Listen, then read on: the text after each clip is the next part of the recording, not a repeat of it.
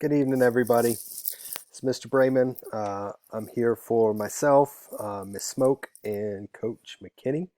Hope everyone is doing really well. I just want to take a few minutes to talk about what this week and really the rest of April looks like for us.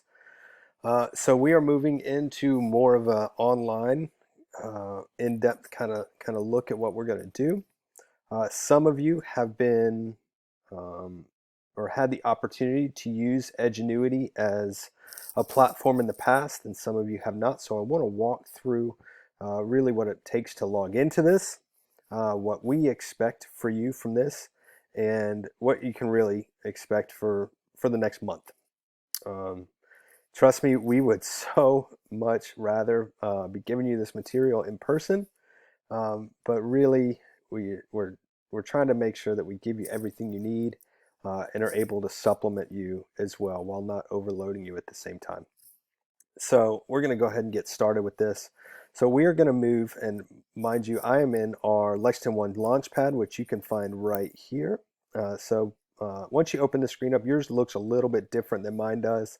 We've got a few extra things, but you're looking for this icon that says Edgenuity Blended Learning.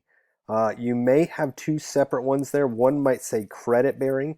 We need the one that says Blended Learning. And when you come to that, you're going to come to a login screen.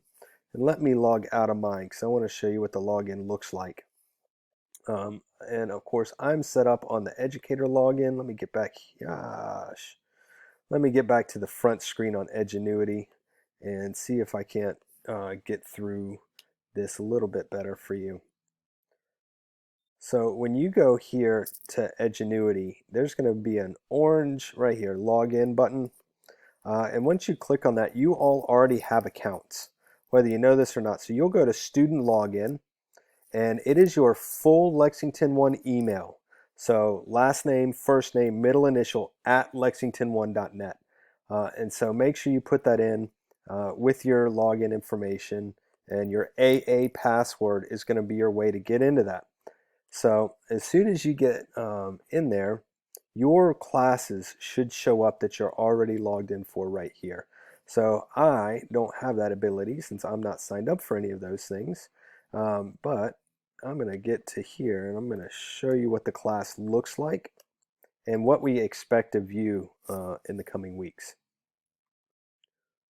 So RBHS Econ 15 is going to be the course that you're in, and I want to show you what the course structure looks like. And so these are all the possibilities that you can use in the course. There are multiple units, but we're only going to use this for one unit. So we want the microeconomics unit. All right. And the simple way that this is mapped out is I need you all to complete 2 of these per week with the quiz.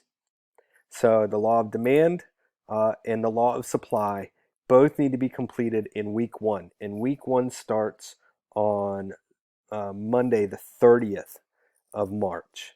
So you can choose to do them in the same day and get them over with. You can use the whole week. I do know that Miss Smoke, Coach McKinney, and myself will be sending out some supplemental things. So please check Schoology throughout the week. We're going to give you some practice activities to go along with this. But to give you a time idea, I think the longest one of all of these videos is about 20 to 25 minutes long. So it's not going to take a whole ton of your time. It would be, just to give you an idea, in class we normally spend an entire week just on the law of demand. And then we spend another entire week on the law of supply and then determining market price. So we're not really that far off in terms of how much work we're going to give you and how much time we're going to spend on this. So like I said, be on the lookout for some supplemental materials to go along with this. So to give you the kind of long idea about what April looks like for us, the week after this one that we're about to start is spring break. Our expectation is that you put your computer away.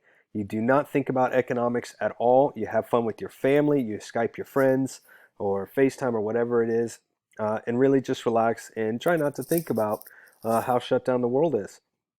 And then come back to us. And so every week we expect 2 of these to be done outside of spring break.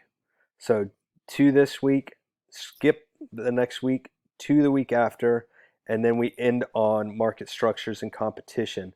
So 1, 2, 3, 4, 5 videos with the quiz and a few extra supplemental things along the way, and that's all we have for April. I want to make sure that I'm really clear on this too. Is if you get through an economics course and you don't have supply and demand, shame on us. So please be on the lookout and be in class on the days that we are going to hold our online courses, because this is a really important part about you learning economics. If you walk out not understanding how the markets around you work, and like, why is there no toilet paper? Like, what's happening to the price of everything? All of this is supply and demand. And so we need you to be able to walk out of this really understanding why prices work the way they do, why markets are reacting the way they are. So this is an ultra important piece. So during those online class times, you can imagine that Coach McKinney, myself, and Miss Smoke are going to be able to give you some insight into what this is about, and be expecting a few articles to read as well. It is our goal to support you and not overwhelm you. So please let us know if it does get to a point where you're being overwhelmed with either articles or extra stuff to look at. I hope I have guided you to be able to log in to Edgenuity, to find our course, and to find the unit that you need to be working on this week. If not, please shoot your instructor an email and we can all walk you through those steps again. Thank you very much for your time, folks. I pray that all of you are safe, that your families are safe, that your families' families are safe. Take care of yourself and everyone around you. Have a great day.